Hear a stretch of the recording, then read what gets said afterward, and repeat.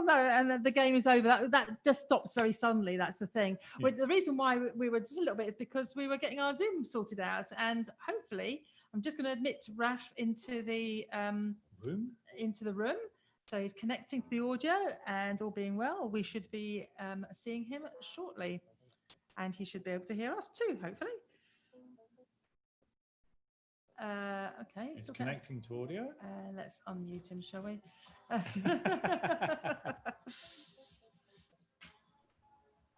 Okay, there we go. Hi, Raf, can you hear us? Yes, I can. Hi. Oh, hello fantastic. There, Hiya, how are Brilliant. You? Pretty good, and yourselves? Yeah, we're great, thank you. We're great. It's great.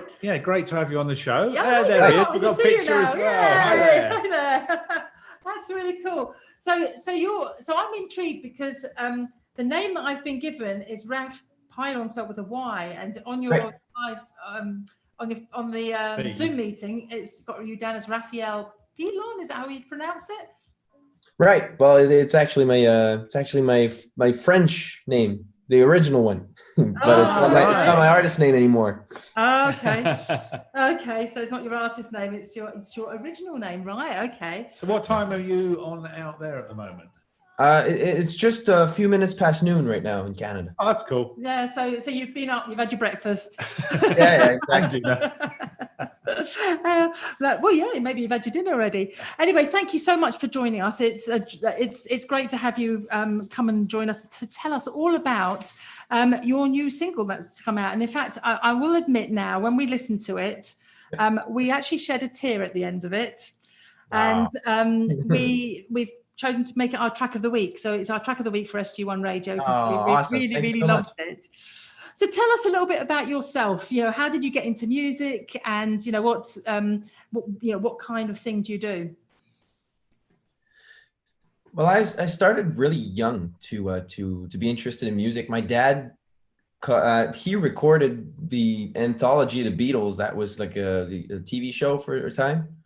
Wow, like a documentary of a type. And I picked that up when I was like 2 or 3 years old, and I started playing drums at that age, like copying Ringo and stuff. So that's kind of how I picked up music. And then from there, I just picked up a bunch of other instruments along the way. So I started playing piano, which became my main instrument in time. Started playing that at 6, and then I picked up guitar at 12 or something like that. Wow. And then now I play a little bit of everything. And started writing. Oh, thank you. Well, I mean, it's just natural things to me. Like I was just interested in. I think when you're interested in something and you have some love for whatever, you'll become good at it at some point, right? That's a good point. But I think that's how it went for me. And in terms of singing and writing, it came a little later though. I wrote my first song when I was 12. But I didn't get serious. A little bit later. 12. Well, I mean, it was late for the other things I started doing, you know. But I really didn't get serious at songwriting before I was 15, 16, though. So it was just like a one shot, you know, the one thing that happened. I actually wrote my first song for a song like not a song contest, sort of a talent contest, the X Factor style that they did at my elementary school. Ah, cool. And I wrote the song, and I ended up second place to a kindergarten kid who was just too cute. You know, that's how it is. Sometimes it happens. First loss. Oh, cool. So apparently you've been on The Voice as well this year. Yeah. Well, it's technically I'm still on because I haven't been eliminated yet, but it's been paused because of COVID and everything. So it's going to start back in September, and we'll see how it goes. But you know, so far I'm still there. Be watching with interest. Yes. Is that the Voice in Canada, or is that the Voice in the UK? No, it's the Voice in Canada, actually. In Canada, right. Yes, I don't think we get to see that. I don't think we get to see that one, yeah. But interestingly enough, it's the same with The Voice here. They've put it on pause because of COVID, yeah. Excellent, right. So tell us a little bit about your new single, and how did you get Tito Jackson onto your song? Because he talks at the end, which, like I said, actually was very moving. We thought it was very, very moving. Thanks. Yeah, I mean, it was really amazing to have him on like that. It actually all happened. It was a step-by-step kind of process, I think. I started working with this guy called Earl Powell, who's the producer for that song. And so I went to Los Angeles to record it with him because he's from there. And I ended up recording at Tito's home studio without realizing it. Wow. because Earl used to do music production for both the Jacksons and Tito separately as well.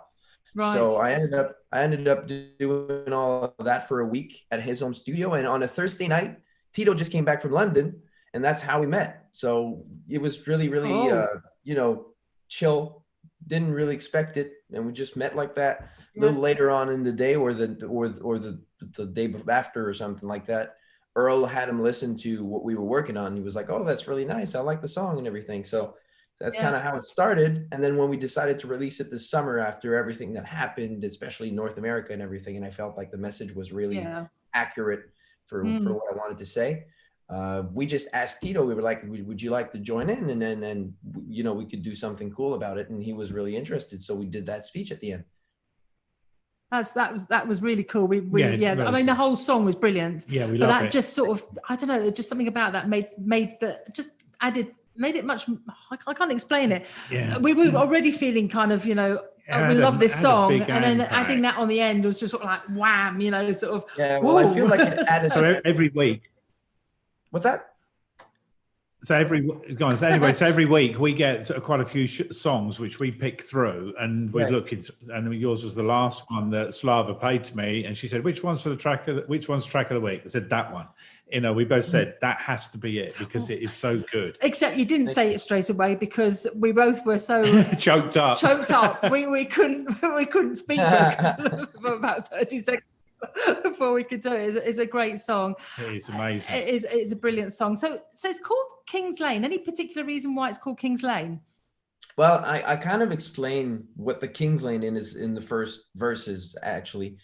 I kind of explain a dream I had, actually. I woke up with that image of a King's Lane, if you will, just a brick lane leading to a castle. And on both sides I was seeing flowers, roses of every color, and they're all packed together on both sides. And that's kind of how the song all started. I woke up with that image and a melody of a song, started writing the story. And when I got to the chorus, that's when I realized, also those flowers in my head are like human beings. And basically, if we were all sharing that space the same way the roses are sharing it on both sides, then it would be like a beautiful picture. And we'd probably see a world where we'd be, a lot more in peace, if anything, so that's kind of how it started for me. Yeah. Do you often write songs based on dreams that you have, or is this the first? Well, weirdly enough, I'm not much of a dreamer. Like I don't remember them much, if anything. So that was kind of a surprising one when I woke up and I was like, whoa, okay, that's very strong. And I kind of went out and did it. But otherwise, I really write off of just life, really normally. I always say the more I live, the more I write. Is kind of a saying I got.